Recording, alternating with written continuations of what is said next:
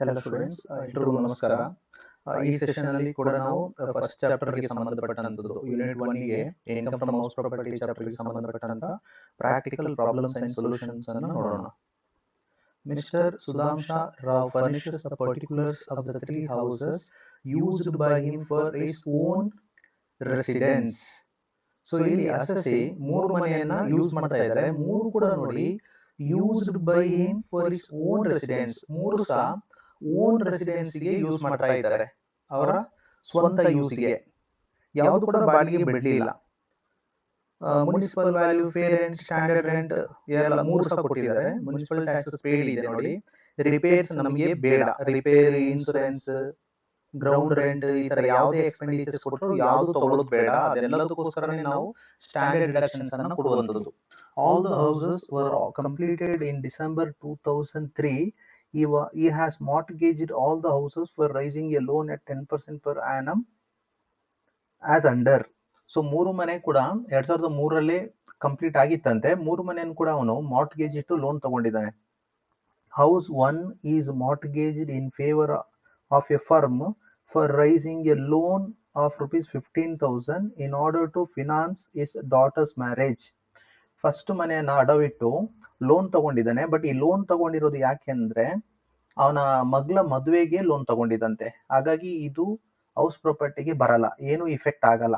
ಅವನ್ ಲೋನ್ ತಗೊಂಡು ಮನೆಯನ್ನ ರಿಪೇರ್ ಏನಾದ್ರೂ ಮಾಡಿದ್ರೆ ಮಾತ್ರ ಅವನ ಟೋಟಲ್ ಇನ್ಕಮ್ ಇಂದ ಮೈನಸ್ ಮಾಡ್ಕೋಬಹುದು. ಇದು ಇಲ್ಲಿ ಮಗಳ ಮದುವೆಗೆ ಲೋನ್ ಎಲ್ಲ ತಗೊಂಡ್ರೆ ಅದು ಇಲ್ಲಿಂದ ಮೈನಸ್ ಮಾಡ್ಲಿಕ್ಕಿಲ್ಲ.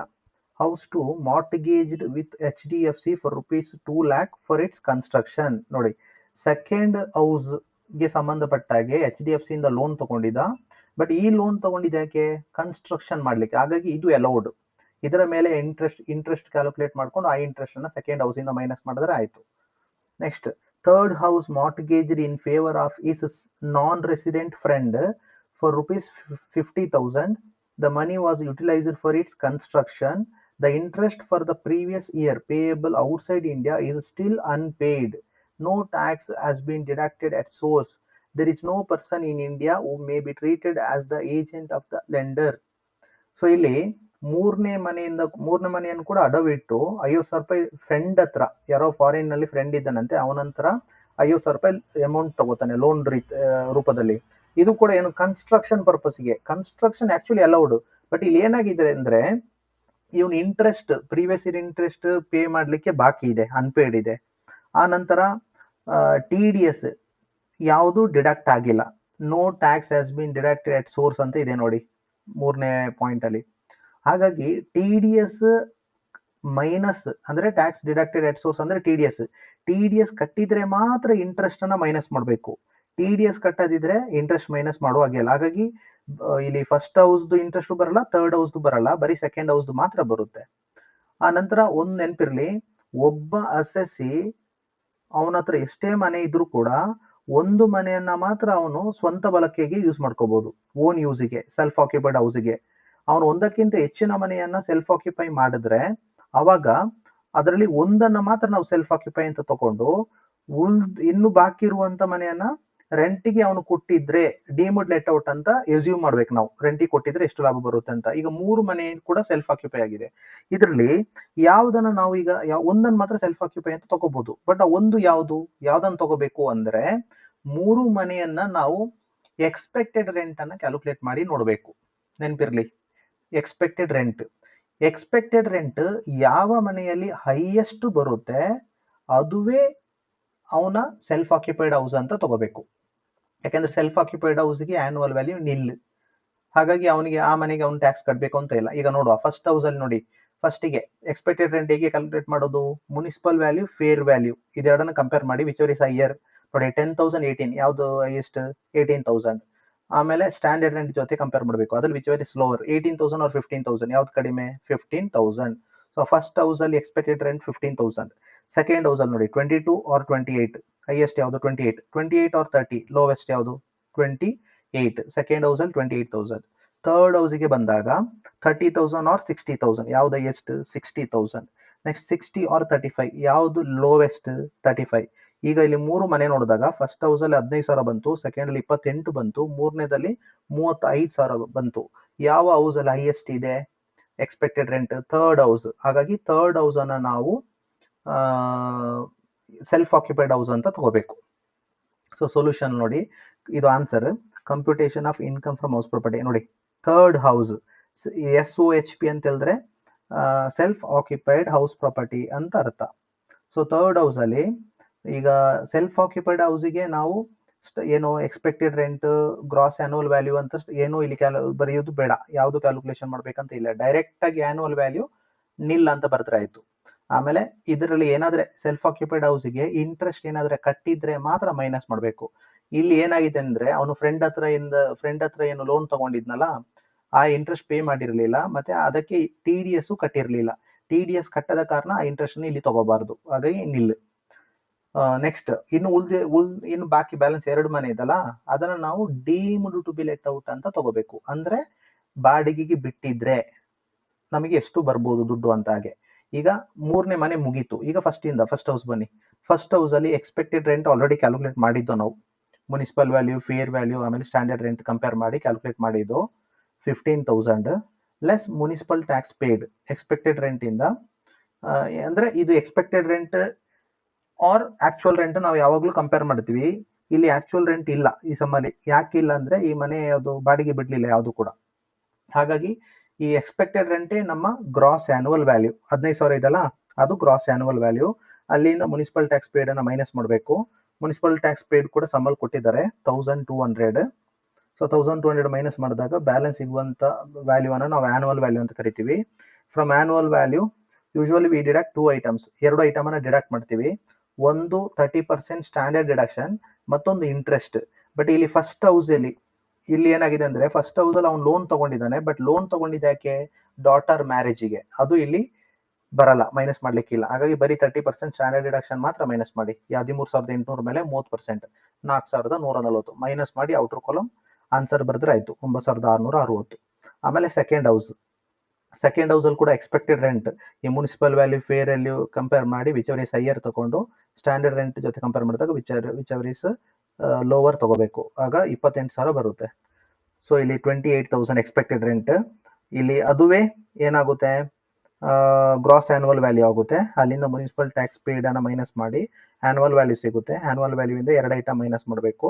ಒಂದು standard deduction 30% of annual value, 25,800 ಮೇಲೆ 30%. ಮತ್ತೊಂದು ಇಂಟ್ರೆಸ್ಟ್ ಆನ್ ಲೋನ್. ಇಲ್ಲಿ ಸೆಕೆಂಡ್ ಹೌಸ್ಗೆ ಅವನು 2 ಲಕ್ಷ ಲೋನ್ ತಗೊಂಡಿದ್ದ. ರೇಟ್ ಆಫ್ ಇಂಟ್ರೆಸ್ಟ್ ಮೇಲ್ಗಡೆ ಕೊಟ್ಟಿದ್ದಾರೆ ನೋಡಿ.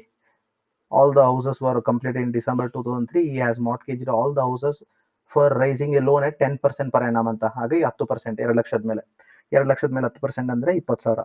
ಇದೆರಡು ಟೋಟಲ್ ಮಾಡಿ ಇಲ್ಲಿ ಬರೆದು 25,800 ಇಂದ ಮೈನಸ್ ಮಾಡಿ ಔಟರ್ ಕಾಲಮ್ ಮೈನಸ್ ಬ್ಯಾಲೆನ್ಸ್ ಬರುತ್ತೆ. Final answer income from house property 7,720. So ಇಲ್ಲಿ ನೋಟ್ ಕೊಟ್ಟಿದ್ದಾರೆ, ಇದನ್ನ ಆಲ್ರೆಡಿ ನಾನು ಅಲ್ಲಿ ಎಕ್ಸ್ಪ್ಲೇನ್ ಮಾಡಿ ಆಗಿದ್ದೀನಿ ನೋಟನ್ನ. Next question.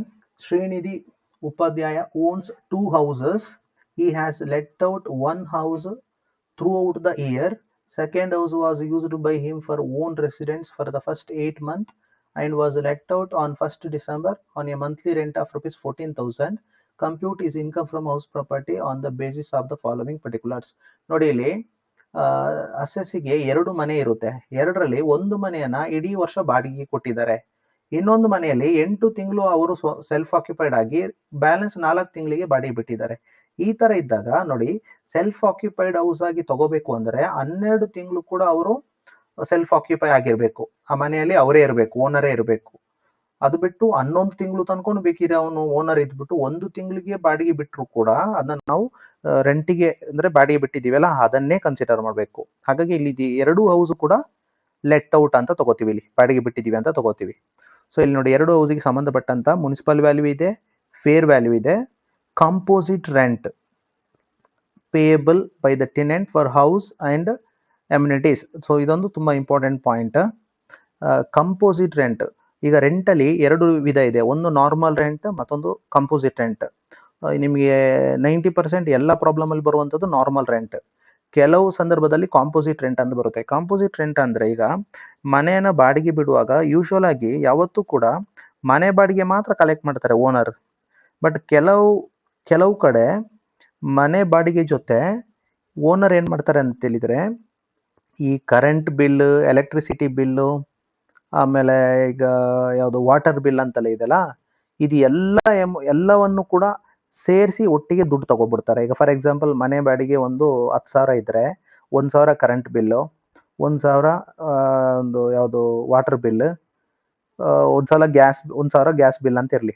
ಈಗ ಈ 3,000 ಎಕ್ಸ್ಟ್ರಾ, ಆಗ 10,000 ಪ್ಲಸ್ 3 ಎಷ್ಟು 13,000 ತಗೊಬಿಡ್ತಾರೆ. ನಿಜವಾಗ್ಲೂ ಮನೆ ಬಾಡಿಗೆ 10,000, ಬಟ್ ಈ 3,000 ಎಕ್ಸ್ಟ್ರಾ ತಗೊಂಡಿದ್ದಾರಲ್ಲ, ಅದೇ ಯಾಕೆ? ಈ ಬಾಡಿಗೆದಾರಂದು ಮನೆದು ಖರ್ಚು ಯಾವುದು ಎಲೆಕ್ಟ್ರಿಸಿಟಿ ಬಿಲ್, ಈ 3 ಬಿಲ್ ಹೇಳಿದ್ನಲ್ಲ, ಆ ಅಮೌಂಟನ್ನು ಓನರ್ ಪೇ ಮಾಡ್ತಾನೆ. ಬಟ್ ಒಟ್ಟಾಗಿ ತೊಗೊಂಡಿದ್ದೆಷ್ಟು 13,000. ಈ ಥರ ಇದ್ದಾಗ ನಮಗೆ ಬೇಕಾಗಿದ್ದು ನಿಜವಾಗ್ಲೂ ಆ ಮನೆ ಬಾಡಿಗೆ ಮಾತ್ರ ಸಾಕು, ಯಾವುದು 10,000. ಈ 3,000 ಏನು ಕೊಟ್ಟಿದ್ರು ಅದನ್ನು 13,000ರಿಂದ ಮೈನಸ್ ಮಾಡ್ಕೋಬೇಕು, ಅದುವೇ ಕಂಪೋಸಿಟ್ ರೆಂಟ್. ಸೊ ಇಲ್ಲಿ ಏನೆಲ್ಲ ಇದೆ ನೋಡಿ, ಕಂಪೋಸಿಟ್ ರೆಂಟ್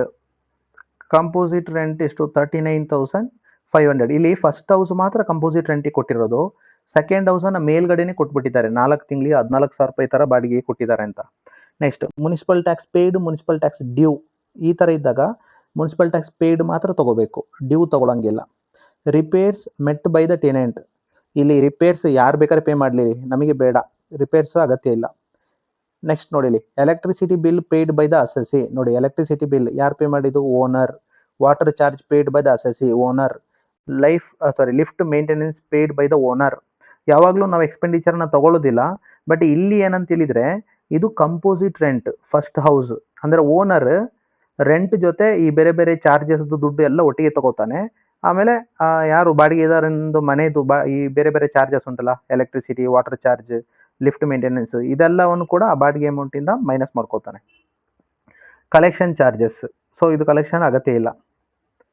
ಸೊ ಸೊಲ್ಯೂಷನ್ಸ್ಗೆ ಬಂದಾಗ ಇಲ್ಲಿ ನೋಡಿ, ಫಸ್ಟ್ ಹೌಸ್ ಮಾಡುವಾಗ ನೋಡಿ, ಫಸ್ಟಿಗೆ ಎಕ್ಸ್ಪೆಕ್ಟೆಡ್ ರೆಂಟನ್ನು ಕ್ಯಾಲ್ಕುಲೇಟ್ ಮಾಡ್ಕೋಬೇಕು. ಫಸ್ಟ್ ಹೌಸ್ ಎಕ್ಸ್ಪೆಕ್ಟೆಡ್ ರೆಂಟ್ ಹೇಗೆ ಮಾಡೋದಂದರೆ ನೋಡಿ, municipal value or fair value, ಇದೆರಡರಲ್ಲಿ ಯಾವ್ದು ತಗೋಬೇಕು? ವಿಚ್ ಎವರ್ ಈಸ್ ಹೈಯರ್ ತಗೋಬೇಕು. 32,000 ಬಂತು.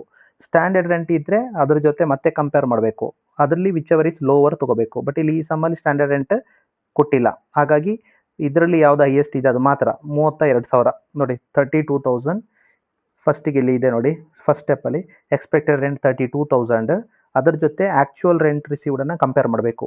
ಈಗ ಆ್ಯಕ್ಚುಯಲ್ ರೆಂಟ್ ನಿಜವಾಗ್ಲೂ ಇಲ್ಲಿರುವಂಥದ್ದು ನೋಡಿ ಎಷ್ಟಿದೆ ಅಂದರೆ 39,500.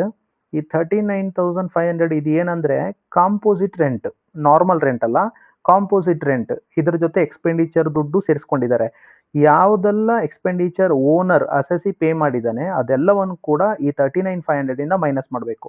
ಹಾಗಾದರೆ ಇಲ್ಲಿ ನೋಡಿ 39,500 ಮೈನಸ್ ಎಲೆಕ್ಟ್ರಿಸಿಟಿ ಬಿಲ್ ನೋಡಿ ಪೇಯ್ಡ್ ಬೈ ಅಸೆಸಿ 1,500 ಮೈನಸ್ ಮಾಡಬೇಕು. ವಾಟರ್ ಚಾರ್ಜ್ 1,600 ಮೈನಸ್ ಮಾಡಬೇಕು. ಲಿಫ್ಟ್ ಮೇಂಟೆನೆನ್ಸ್ ಚಾರ್ಜ್ 2,400 ಮೈನಸ್ ಮಾಡಬೇಕು. ಹಾಗಾದರೆ ಇಲ್ಲಿ 1,600 ಪ್ಲಸ್ 2,400 4,000 1,500 5,500 ಮೈನಸ್ ಮಾಡಬೇಕು.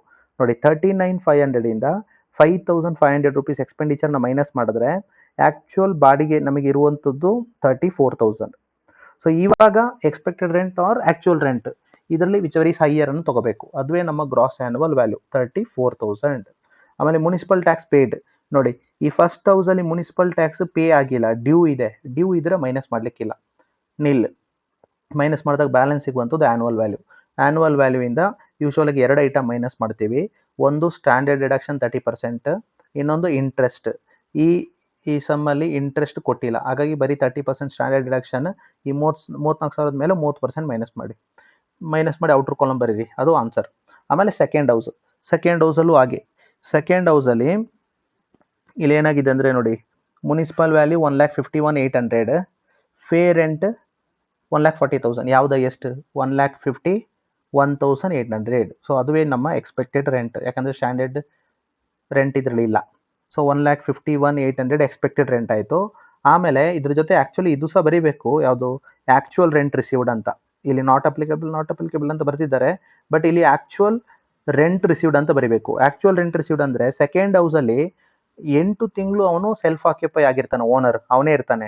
ಇನ್ನು 4 ತಿಂಗಳು ಬಾಡಿಗೆ ಬಿಡ್ತಾನೆ. 4 ತಿಂಗಳು ಎಷ್ಟಕ್ಕೆ? ತಿಂಗಳಿಗೆ 14,000 ತನಕ, 14,000 ಥರ ಬಾಡಿಗೆ ಬಿಟ್ಟಿರ್ತಾನೆ ಸೆಕೆಂಡ್ ಹೌಸನ್ನು.